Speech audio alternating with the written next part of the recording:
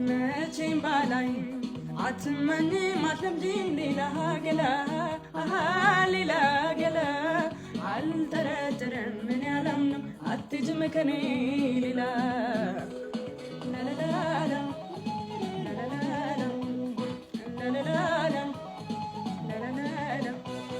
እኔም በማለት ላየሽው ስቃይ ፈተና ላንቺ ሽልማት ይዘጋጅ እንጂ ምስጋና ጠርጥሮሽ ልቤ ባሳብ ጎዳና ተወራ ብሎ ሊያምን ይቅርና